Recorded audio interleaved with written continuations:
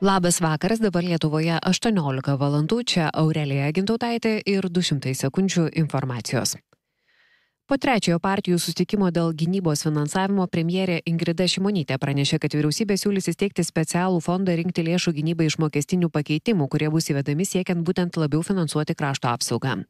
Anot premjerės, dabar aišku tik tai, kad politinės partijos bendrai sutarė gynybai papildomų lėšų surinkti iš 1% didesnio pelno mokesčio ir didesnių akcizų tabakui bei alkoholiui. O žmonių, kurie buvo pasiryžę už bokalą sumokėti kažkokį papildomą mokestį tam, kad geriau būtų finansuojama mūsų krašto apsauga, tai manau, kad tie dalykai irgi gali būti svarstomi, bet žinoma, negali įsivaizduoti, kad 400 milijonų eurų, kurių papildomai eventualiai per metus reikėtų, galima tiesiog išdalinti alkoholio ir tabako vienetą. Galutinius siūlymus, iš kokių mokesčių didinimo būtų surinkta papildomų lėšų krašto apsaugai, vyriausybė paruoš per kelias artimiausias savaites.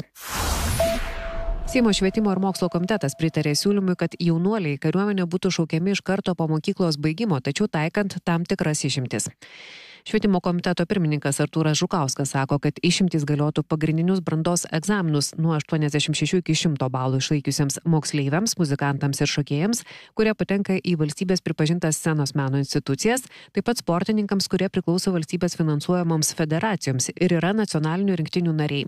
Visi kiti prieš stodami į universitetus, anot komiteto vadovo, privalės atlikti karinę tarnybą. Po sveikatos patikrinimo jau faktiškai turėtų gauti šaukimą ir žinoti, kad jis šauks, bet jeigu jisai yra tarp tų 3 išimčių, jam bus atidėjimas 1 metam, kad jis galėtų įstoti į universitetą. Visi kiti, kurių nėra aukščiausi pasiekimai, kurie nėra ten muzikantai ir taip toliau, jiem iki stojimo universitetą jie turi žinoti, kad jie eis į tarnybą. Sako komiteto pirmininkas.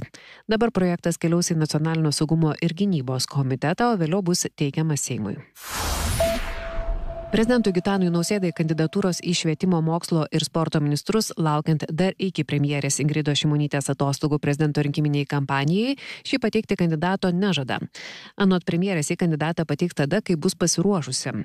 Šiuo metu laikinai ministro pareigas pavesta eiti socialinės apsaugos ir darbo ministrei Monikai Navickienei, kuri teigia, jog vadovauti abiem ministerijom iki kadencijos pabaigos neketina.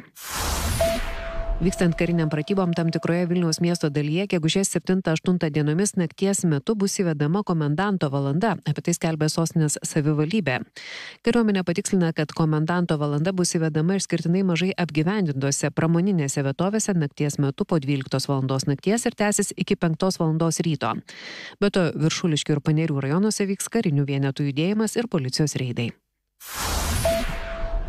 Apie orus Lietuvoje ketvirtadienio naktį vietomis dieną daug kur palis, vyraus trumpas, nedidelis lietus, temperatūra naktį nuo 0 iki 5 laipsnių šilumos, ore vietomis dirvos paviršiuje daug kur šalnos iki 6 šalčio, o dieną nuo 7 iki 12 laipsnių šilumos. Dabar 18 valandų 3 minutės.